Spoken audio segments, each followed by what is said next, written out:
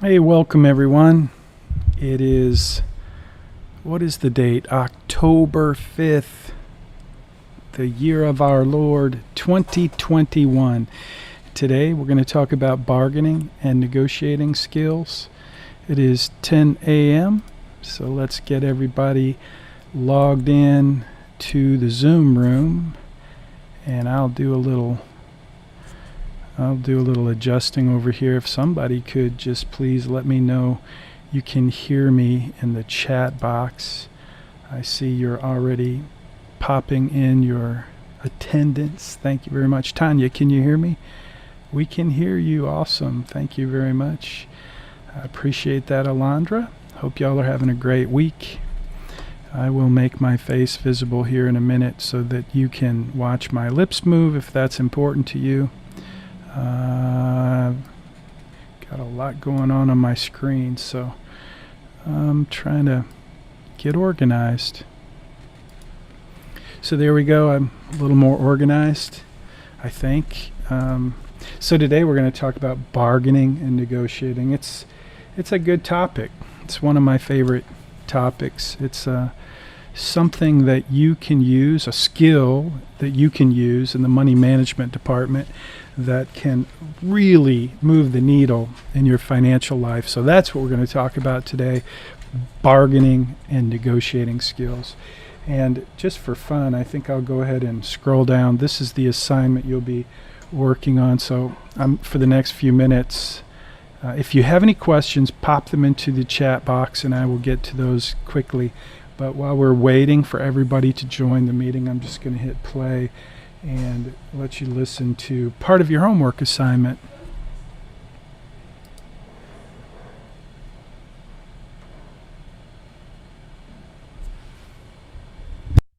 So let's say now that I have just, in this scenario, you have no other competing offers, and I've just made you an offer for $50,000. So Justin, here's the offer, and our salary is $50,000. Well, first I just want to say I'm very excited about the role. I think first and foremost, I want to be here. This is the job that I want.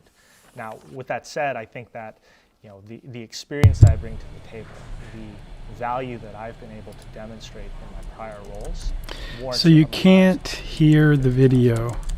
Sorry about that. In terms of my own research, I'm not sure what to do about that. At this company and Let me see if I can what fix I've it. seen is that there's a range of more like 45,000 to 65,000, and I think that so given my experience, apparently, given my lack of experience in the audio technical world, I'm not able to make that audio play at the moment, but that's part of your homework assignment. So you'll get to watch that video and you'll get to hear the audio for my friend Ramit. That's a few years ago he did that video, but I got to meet him a while back at a convention and I was just really impressed. Yeah, Fernanda, the audio works on YouTube. So yeah, that's the one you guys, that's a part of your homework assignment. So anyway, sorry about the audio issues. I'm continuing to learn and grow and fix some of the glitches. I'm just not sure how to make that audio come through in the software that I'm using. So sorry about that. It's 10:04 a.m. We're going to talk about bargaining and negotiating today. So looking for any questions in the chat box. You guys are doing a great job on your assignments in Blackboard, and I appreciate that. If you'll keep up that good work, I think this semester's going great, and I hope it's going great for you. It's going great for me because of you, so hopefully you can say something similar, that it's going great for you because of some of the things I'm doing, I hope. I want to thank Bridget. Bridget is helping in the group me, so typically I don't jump into the group me. I feel like that's your space, and I do jump in occasionally, especially if Bridget tells me that I need to address some questions that she can't help you with. But overall, I think GroupMe is a great resource for you to collaborate and help one another get questions answered. So that's your private space. And other than that, You guys are emailing me and texting me when you have issues that you really need for me to jump on, and I hope I'm achieving your objectives in that regard. So it's now 10:05 a.m. and it's time for us to get started with today's lesson. So we're going to talk about bargaining and negotiating. And one of the things that I want you to think about in terms of this course, in terms of your commitment to let go. I'm not sure what that means, let go. You mean let her rip, tater chip? Is that what you want me to do? Let her rip, tater chip? Let's go. Okay, let's go. So we're going. Thank you. That's Tino Tech. Okay, Tino Tech. I'm not sure who Tino Tech is, but that's you. All right, let's go. Bargaining and negotiating. So when you think about personal finance, and you think about financial planning, I hope by now you're starting to think about it as a skill. And in this course, in any course that you take, whether it's personal finance or architecture 101, it doesn't really matter. You're always going to have a whole bunch of skills that relate. And even in a course like this, you've got to have certain skills. And some of those skills may not seem like they relate to personal finance, but they certainly do relate to your ability to get an A in the course. You have to be able to communicate. You have to be able to schedule and manage your time in Blackboard. You have to know how to use technology just a little bit to interface. So there's a lot of skills that are involved in anything you decide to do, right?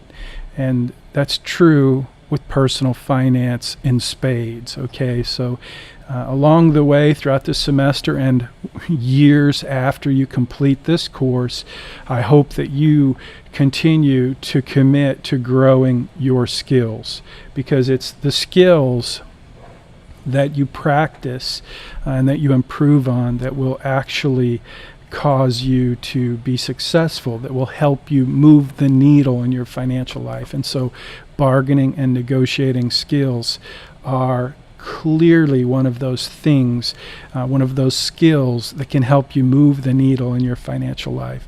So that's what we're going to talk about. And one of the things I want to do is I'm going to give you a list, the 7. They're not really skills, they're principles related to bargaining and negotiating. And these are just 7 things that along the way I think make sense to kind of highlight.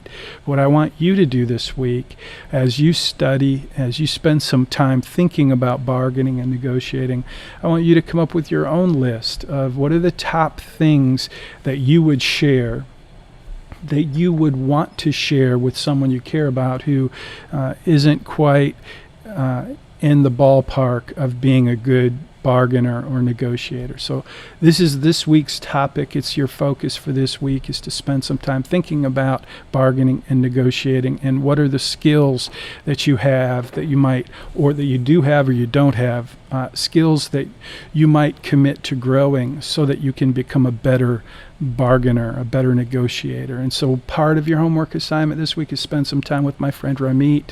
He's going to do an interview. It's like a case study, a pretend situation where you're offered a job and you're there to interview for the job. You're not really offered the job, you're offered an interview for a job that you want.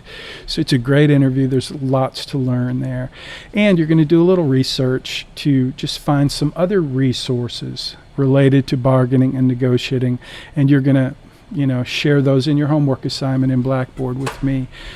A couple of things, a couple YouTube videos, a couple articles, both that you found helpful. So you're going to do some research this week about bargaining and negotiating. And I'm going to share a little bit of my experience in the area of bargaining and negotiating as well. So before we start this lesson, I want to set the table with a question. The first question, and you can answer this question if you're watching on Facebook. This is streaming live on Facebook and also on YouTube. And so whether you're watching now or you watch later, just participate. If you're a student, that's kind of required. Participate by leaving a comment, answering the questions as we go. And so if you're watching, if you're here in the Zoom room, you can leave your message, your comment here. But the question is this: When it comes to bargaining and negotiating, how do you feel? Are you on a scale of 1 to 10, 1 being, I don't really like to negotiate. It's kind of awkward. It feels uncomfortable. It's not fun. That would be 1. And 10 over here, where guys like me and Dave Ramsey would be on the 10 or 11 scale. We think that bargaining and negotiating is simply a part of life. It's something we're certainly not afraid of it, and we actually enjoy it to some extent, and absolutely engage in bargaining and negotiating almost all the time in every situation possible. Many situations that those of you who are on the other end of the scale, the 1, 2, 3, those of you who find bargaining and negotiating awkward, uncomfortable, and a little anxiety producing, you would probably think that many of the things that those of us on the other extreme will bargain and negotiate, you would find that list of things to be really out of bounds, unthinkable that you would ever try to bargain and negotiate. But my question right now is simply, where are you? So I'm seeing some of the chat in the Zoom room, and it's pretty normal. Oh my goodness, Tanya, you're a 1. I'm so sorry to hear that. I'm hoping, Tanya, that in this lesson, and this week in particular, I can help you see, first of all, do I hear someone? It looks like Tanya, did you want to say something? No? Okay. I see your smiling face. That's nice. So I'm hoping, Tanya, that you, along with everyone else who may be a 1, a 2, or a 3, that I can convince you that with a little bit of effort, you can develop the skills that you need to become a decent bargainer or negotiator. And that's number 1, that the skills aren't that difficult to learn, and with a little intention and a little commitment, you can grow into a much, much more confident bargainer and negotiator. That's number 1, that it's not that hard to learn how to do this.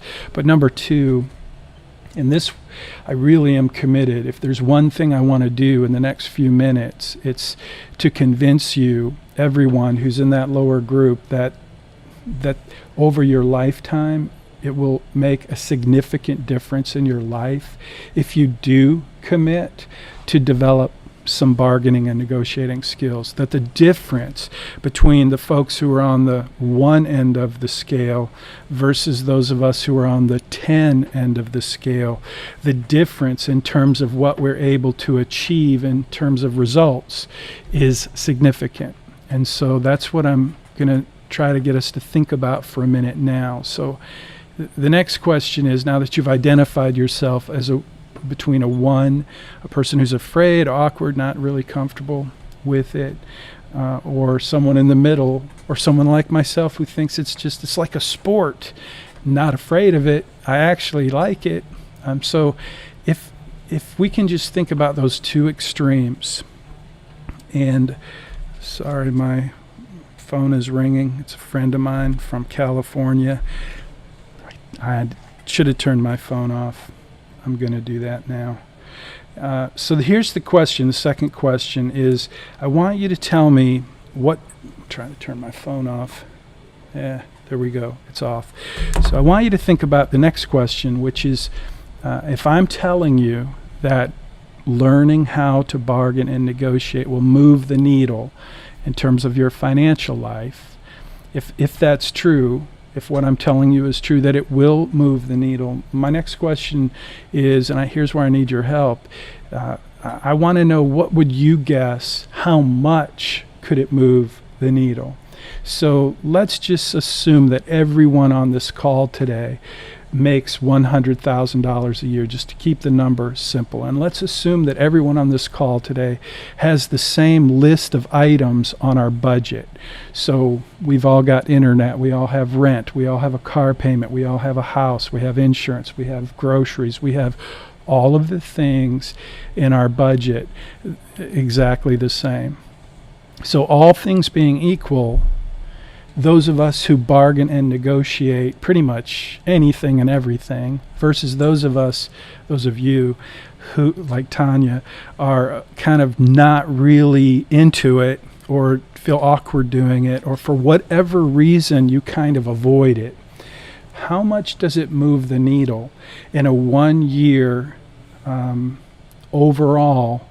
Is it 1%? Like, for example, if I negotiate everything from my phone bill to my internet, which, by the way, just last 2 weeks ago, I got a new iMac computer and I was having trouble with my internet, and so I was getting a quote for a different provider, blah, blah, blah. I'm with Comcast on my internet. I was paying $120 a month.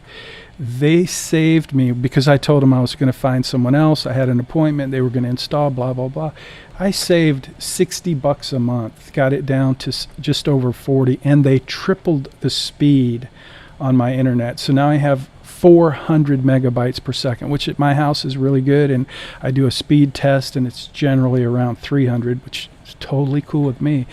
But the point is, I just a couple weeks ago, I randomly negotiated that. And while I was on the phone with Comcast, they said, hey, who's your phone provider? And I'm with Verizon. I don't like Verizon. I've been with them for 16 years.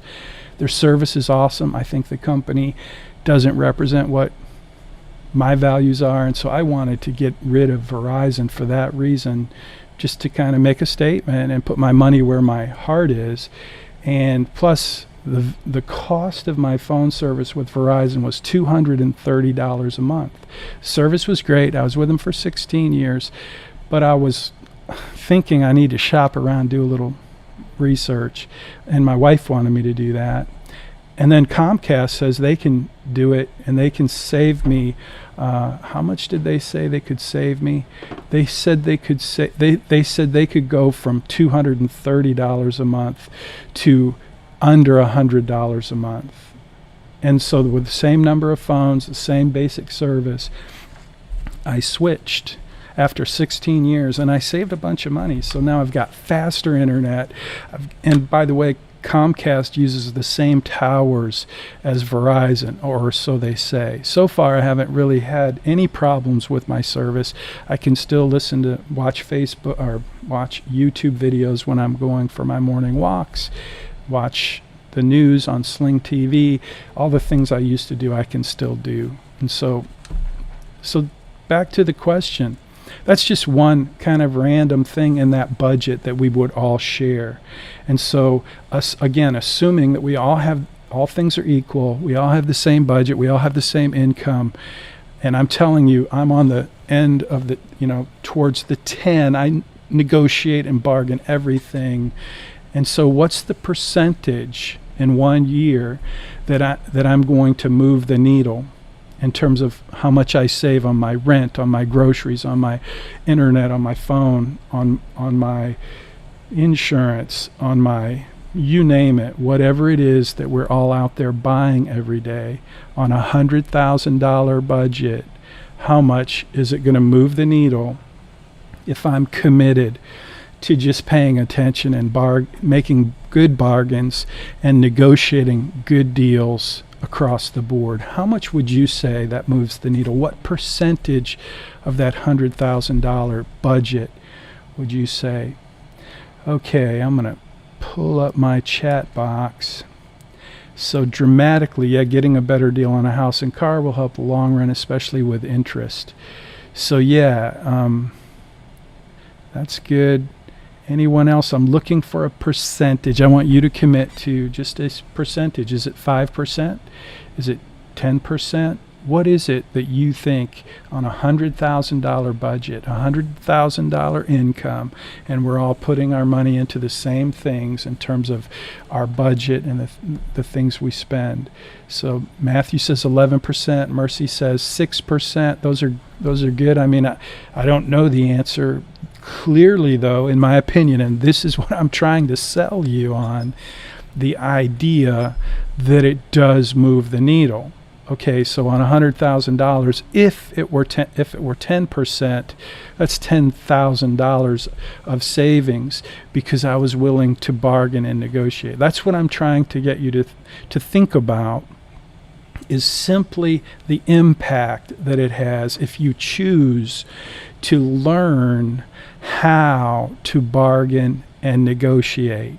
The basic skills are pretty simple to learn if you're willing to apply yourself and commit yourself to learning those skills. And if I can convince you that the payoff is significant in terms of all of the things you're going to do in your life related to personal finance and the skills related to managing money and building wealth, I'm trying to convince you that this one, which doesn't even seem like it fits into the skill inventory for money management, it's a big one, and it does make a difference, and it will move the needle for you. So 8%, 10%, 6%, 11%. What's 120 times 12 equals 1440? Marco, I'm not sure I follow you there, but 120 times 12. Anyway, Marco, you're going to have to give me a little clarification on that one. Tanya, I think 8% is good. Elizabeth, 10%. Those are good numbers. Those are good guesses. And again, there's no right answer. I don't know. But there's a number. And so my hope is that by now you've already started to think about the fact that it will move the needle for you if you decide to be an effective negotiator, and if you consider making an attempt to negotiate things that you may not have tried to negotiate in the past. So that's great. Let's say we go with 10%.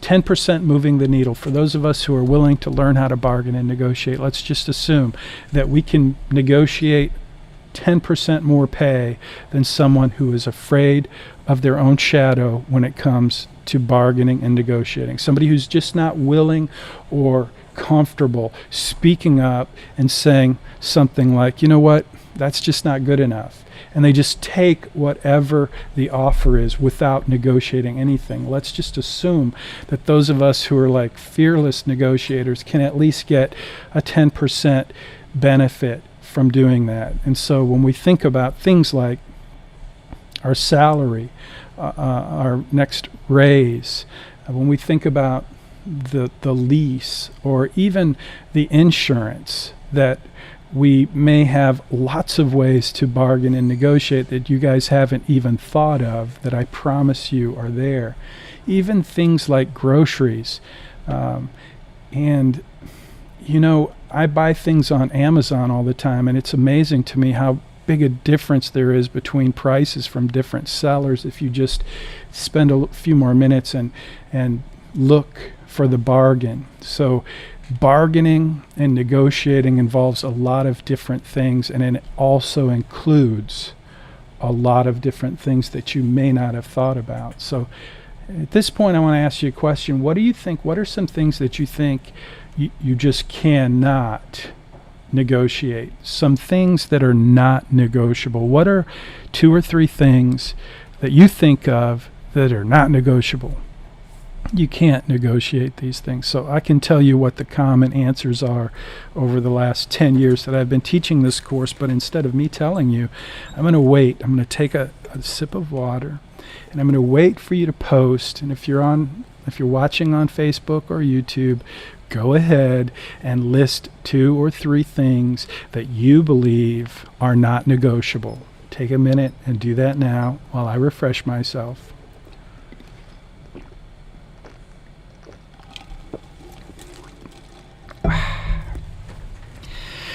So Harsh, you named one that comes up every semester, and Tanya says health insurance, Harsh says college tuition, and Alondro says Harsh. That's a good one. It does sound like a good one. So let's keep going. Tanya says health insurance. Marco says home foreclosures. That's an interesting one. That's a new one for me. I've never heard that one, Marco. Home foreclosures. I'm not exactly sure what you mean. I'm assuming you're saying if I'm having my home foreclosed on, that's not something I can negotiate. Is that right? Fernanda says taxes. I love it. So I'm looking for a couple other items that you think are not negotiable so that I can kind of lay those out there. Oh, here we go, Matthew. That's the one I was waiting for. Groceries. So medicine cost. Tanya says medicine cost. I love it. These are great. So I'm just thinking about my own personal experience because, again, I'm one of those people. License permit fees, Elizabeth says. That's a good one. Licensure. So I spend a lot of money on licenses, from software to professional licenses. Good RX, Marco said. So Marco says good RX, Tanya exclamation mark. And I'm assuming that, Marco, you're doing my job here, because what it looks like you're doing, Marco, is you're saying to Tanya, who said you can't negotiate on medicine, you're saying, yeah, look at Good RX. It's a discount way to purchase medicine. I'm assuming that's what you're saying, Marco. So go ahead and leave another message and tell me if I'm right, because I think that's what you're doing, which is exactly what I want to do. So I want to take each one of these and say, okay, Tanya, yeah, I can tell you my story. And I absolutely get a heck of a deal on prescription medicine because I did a little research and I negotiated a better deal. It's through Walgreens, and they have this group deal. You pay a little bit of money and it's just a smoking deal. I mean, I pay hardly nothing for medicine. So yeah, Alondra, this is great. You guys are now listening to the items that the folks who are at the 1, 2, and 3 are saying those are not negotiable. And folks who are over here on the other side where I am, you're going, whoa, wait a minute. That is absolutely negotiable. And you can make a bargain on that. And here's how. And so that's perfect. That's the whole point of this lesson, is to say to those of you, who really feel like bargaining and negotiating it's awkward, it's difficult, and it's just not worth it. And those of us who are like, no, you can negotiate and make a better deal and move the needle on a whole lot of things if you just take the effort and be intentional. And so groceries, and Alondra says with coupons. So a friend of mine, when I first started teaching this course, I was sharing with a couple of friends how there are some things that seem like they're difficult to negotiate. Well, one of my friends, Adam, very frugal young man, he's very successful. He was not a student in my course, he's just a friend of mine. But he told me, so I shop at H-E-B. I love H-E-B. It's right down the street from my house. And they always have these amazing sales on meat. Problem is their meat isn't really that good of quality. When it goes on sale, it's cheap. It's cheap and it's not great quality, a lot of fat on the meat, and it's not, premium quality. But my friend Adam told me he always takes the H-E-B coupons whenever they have a sale, and he goes over to Walmart, and at the time, I don't know if they're still doing it because of COVID, but at the time, Walmart would accept any coupon and give you the price from the coupon. And Walmart had, at least they did then, I think they still do, had a much higher quality for meat. Their meat didn't go on sale as frequently. And anyway, my friend Adam would take coupons for like T-bone steaks from H-E-B when they were dirt cheap, and he'd go buy those steaks at Walmart because they would honor the coupon. So coupon, that's one way to negotiate. It's one way to make a bargain, okay? And so it takes a bit of intentionality to do that. So Matthew says interest rates, ? That's a good one. Interest rates is a good one. So I don't know how to tell you how to negotiate interest rates, because frankly, to me, the number one thing, as you hopefully learned this last week as you did the Credit Crush assignment, the number one thing for you to do is pay off your credit cards every month, because if you do that, if you pay off your credit cards every month, you're in a way better position to get a lower interest rate. And if you reach out to your credit card company and you just say, hey, that interest rate's too high, I'm going to shop around. I've never done that because, again, I try to avoid interest on credit cards completely by paying it off. But if I did call them and say, hey, I need to work on this, then I suspect you would get them to move down. Another thing I found, and I did this when I started my first big business, I wasn't going to make any money for some time, and then I was going to make a lot more money. So the first year of starting this business, I had a plan to live on credit, which sounds crazy, but it worked really well. I had excellent credit. I had really no debt, except for a house at the time.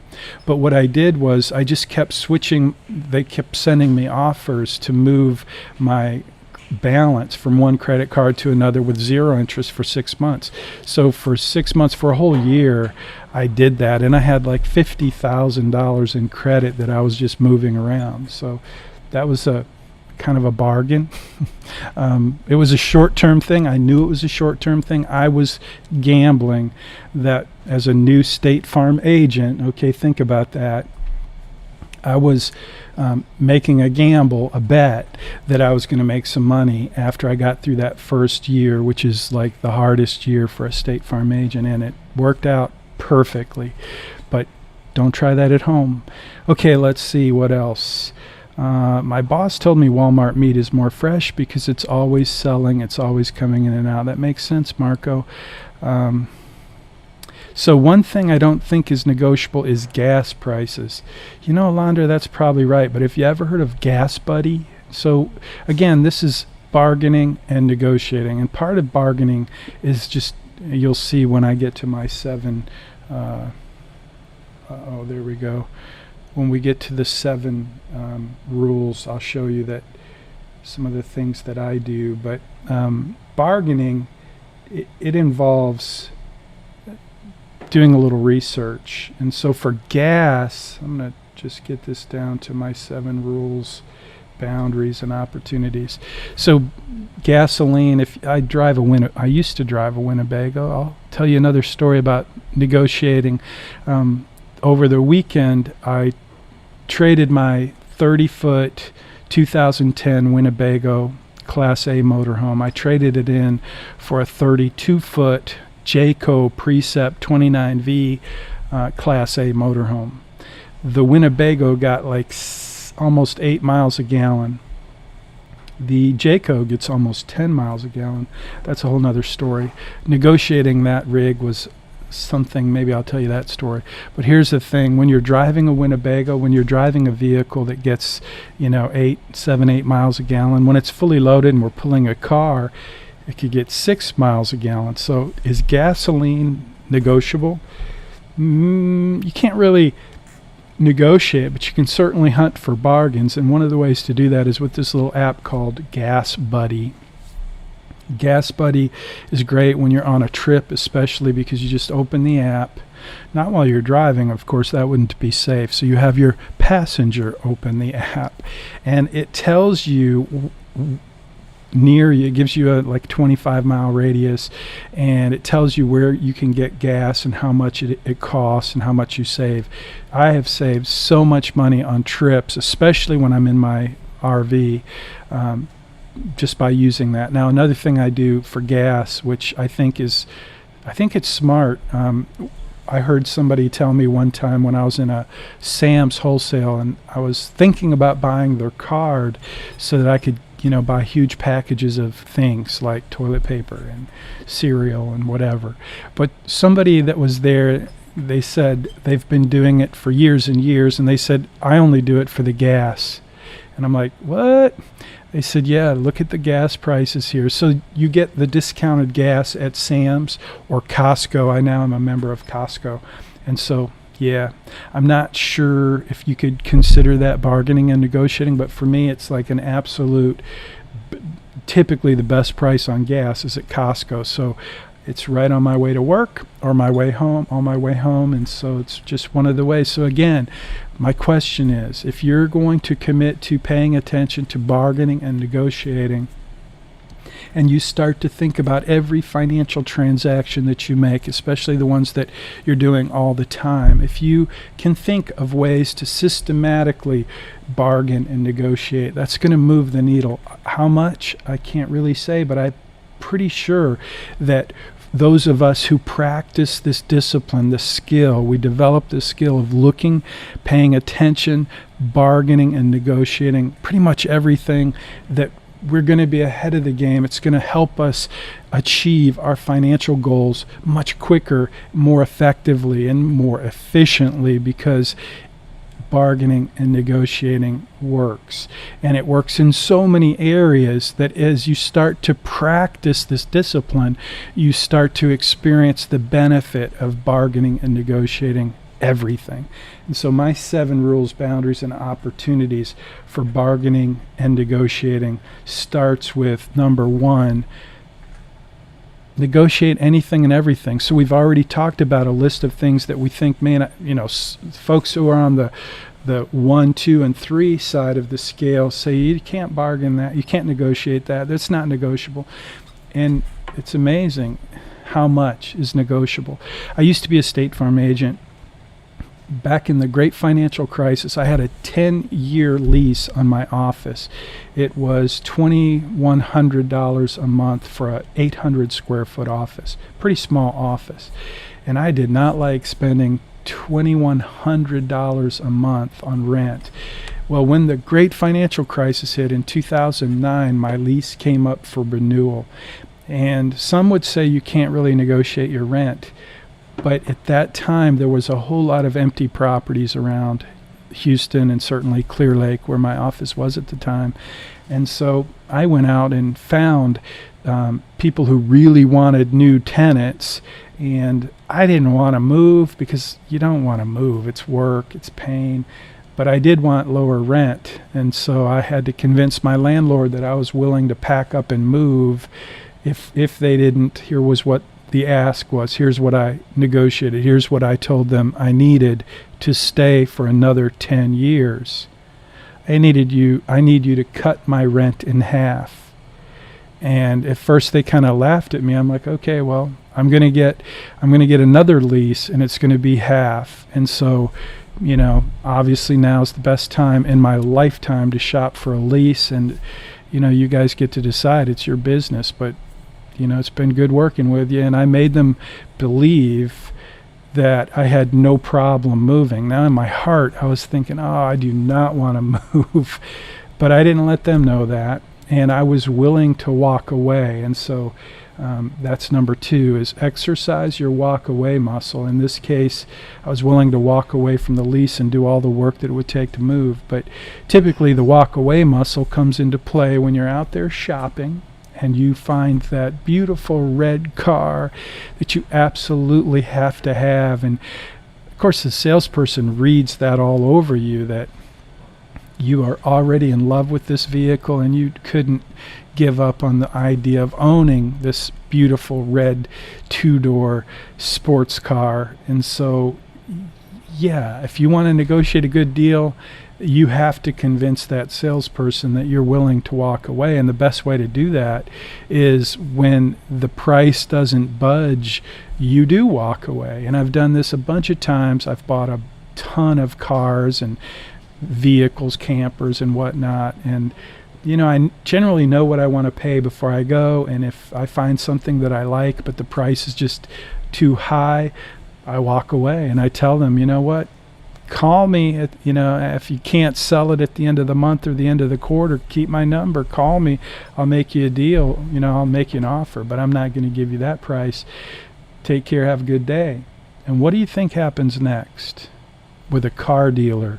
Now, I got to say, parenthetically, I bought a car this year and it's crazy out there because of COVID and supply chain and chip shortages. It's crazy out there. So bargaining and negotiating today is very different than it was a couple years ago, but I think it's temporary. But certainly for cars, they were just not negotiating. But typically, normally, what do you think that car dealer would do if you said, hey, that's not good enough, and you just walked away? If they had your number, what do you think they do? Has your bluff ever been called? Marco, my bluff? What bluff? I wasn't my bluff. I mean, so let's talk about the lease at my office. You know, yeah, there's been times, plenty of times, where I said, you know what, that's not good enough, I'm not going to pay that. But then it turns out that really is the best deal I could find, and so I ended up buying it. So I don't know if that's having a bluff called, but yeah, I don't always get what I want. But I have had so many experiences where by being willing to walk away, I got the phone call and we made a deal. It may not have been exactly what I wanted, but it was better than I started with. So yeah, I see that emoji. Thank you for that. Okay, so back to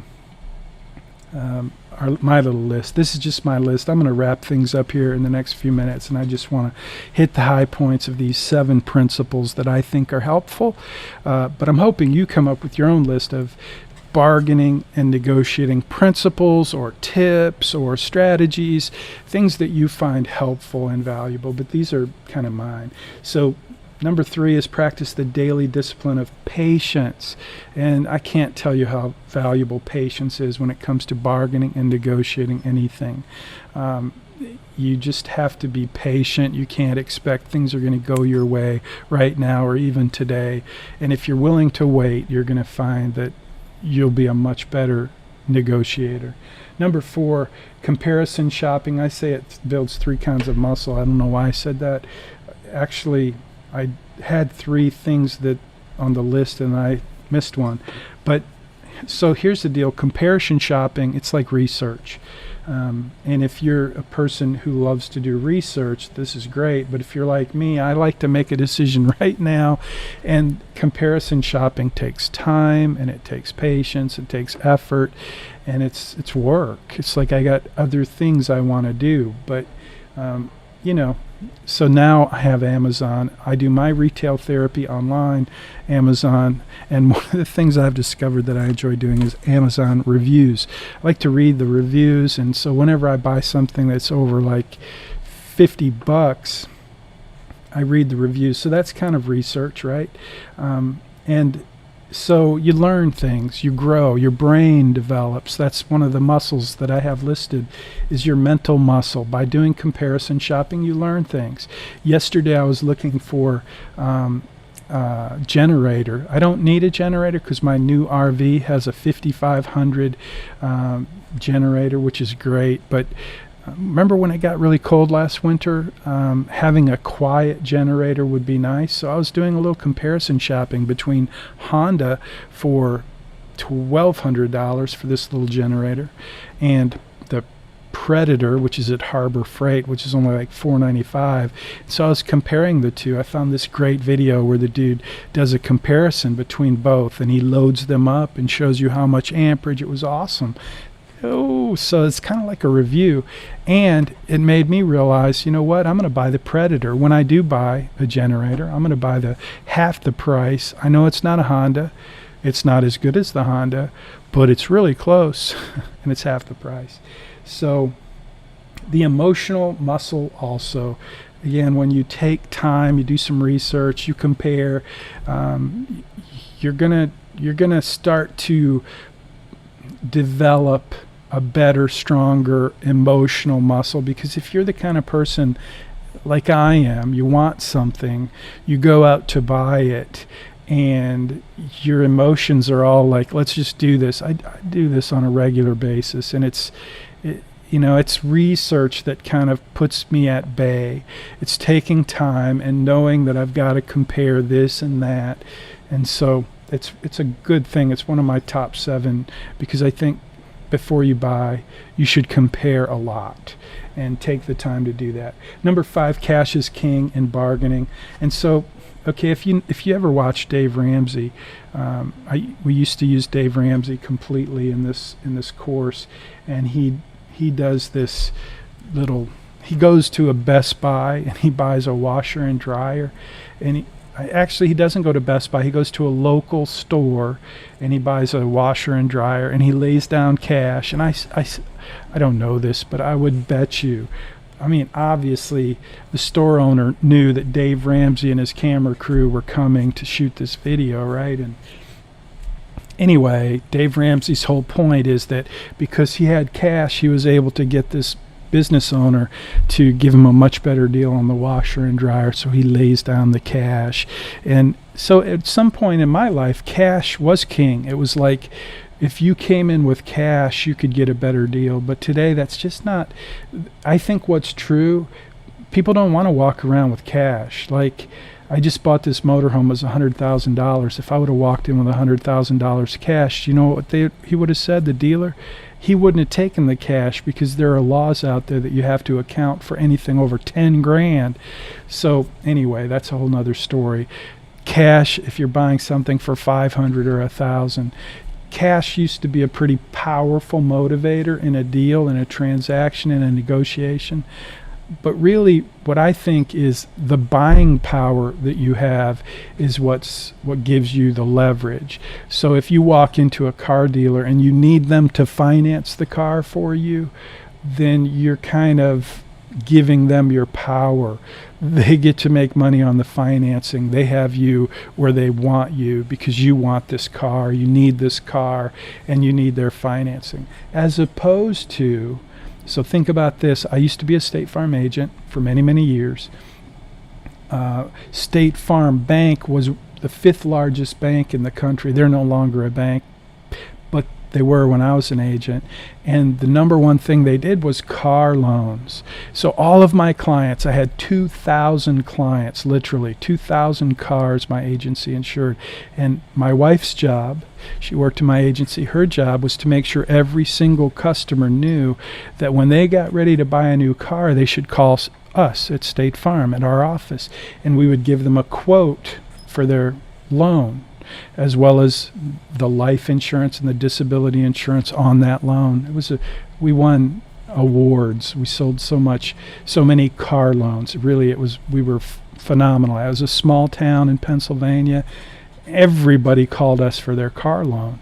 And what happened is, if you called me to get a quote for your car loan and you went to buy a new a used 2005 Mercedes, you could walk into the dealership with a check from State Farm Bank. We would print that out for you in advance. So it was a pretty cool deal, and that would give you bargaining power, because you could walk in with that check and they're going to have a hard time turning it down if you walk in with that check. So cash is king. A lot of people say that. I say purchasing power is king, and sometimes, usually, a cashier's check is way more powerful, but cash is king. And then number 6, silence is golden. So shut up. And I should make that number 7. It would be really cool, like to drop the mic right now and say, that's it, shut up and end it. But it's hard for me to do. Is it hard for you to shut up?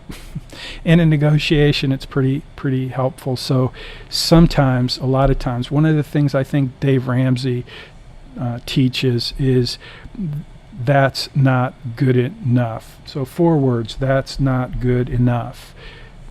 And that's pretty powerful, especially when you couple it with silence. So when, the seller tells you what the deal is, and you just look at this is like a skill that every one of us, everyone even in the 1, 2, and 3 range, can practice this. That's not good enough. And then just be quiet. What do you think happens in the silence on the other side of the table? Silence is golden in negotiating and bargaining. So number 7, this is the last one. Timing is everything. And I go back to the car analogy, and it's not going to work this year. It really didn't work. So typically when you buy a car from a used car lot, they have an inventory, and it costs them money to have that inventory, whether it's cars, trucks, RVs. They want to make that sale, and when the end of the month comes, they really want to get that cash flow in, so they're more willing to make a deal at the end of the month, and at the end of the quarter even more. And if it's the fourth quarter and it's the end of the year, timing on buying a car is really predictable in terms of the end of the month, the end of the quarter, the end of the year. Again, with the supply chain issues, the chip manufacturer shortage, with supply chain issues, it's a crapshoot right now buying a car or anything. But I think that's temporary. So again, timing is really important. I know of so many people who are trying to buy a house right now while the price of houses just keeps going up, up, up. And my advice would be wait. Timing really matters, and the home market has gotten so heated. It's so far stretched above the averages that it's going to eventually revert to the mean, in my opinion. When, I don't know, but I would not want to buy a house right now because of that. But that's just my opinion. Buying a house that you're going to live in for many years is never a bad idea. It's typically better than renting, but that's a whole nother course. So those are my top 7. I hope they're helpful for you. But what I'm looking for this week is for you to do a little thinking, a little research. I really want you to think about, what are you going to negotiate? What are you going to bargain? How are you going to take what you learned this week and apply it so that you begin to develop the skills that you need to become a more effective bargainer and negotiator, so that you can move the needle in your financial life. If you could move the needle 10% on a $100,000 budget, that's 10 grand. And if you could do that for 10 years, that's 100 grand. And if you could do that for 30 years, which is really kind of the life of your investment and your retirement building years, right? You get a career, you work a job, you work for a company, another company, maybe another company, start your own company. All of those things will over time really start to compound. There's very few things in your financial life that can make as big a difference as bargaining and negotiating. So that's why it's part of this course and this curriculum. So I hope that it's been helpful. I see that Marco is taking these skills to Traders Village Fee Market this weekend. Is that Fee Market? Anyway, looks like you're going to go do some retail therapy. It looks like maybe that's like a Traders Village. I've never been there, but that sounds like fun. I hope you enjoy it, and I hope you pay close attention to some of the ways that you engage in bargaining and negotiating. Take some mental notes. Be aware of what you're feeling, what you're thinking. And another thing I like to do is pay attention to other people who are really good at this. Even if they're on the other side of the table, you can learn a ton from professionals who do this for a living. I don't do this for a living. I do it for fun, and I do it a lot. So anyway, I think I've told enough stories. I've taken plenty of your time today. Thanks for watching. Good luck with your assignment. You're doing a great job. I'm going to jump in there and post today's assignment in Blackboard in just a few minutes, and also grade whatever's in my queue. So thanks again. Don't forget, turn your assignments in by Friday at 3 o'clock and you get extra points, and I appreciate it. I'm headed to Michigan tomorrow. I'm going to spend a few days with my mom, so I'll be out of town from Wednesday night until Sunday night. So if you try to reach me and you don't hear from me, it's because I'm ignoring you. I'm with my mom. So I'll be back next week, and I look forward to seeing you. Have a great week, and take care. Thank you, Alondra. Safe travels. Appreciate it. Okay, let's see. I'm going to try to end this meeting. First, I'm going to go end the broadcast. I'm going to hit finish.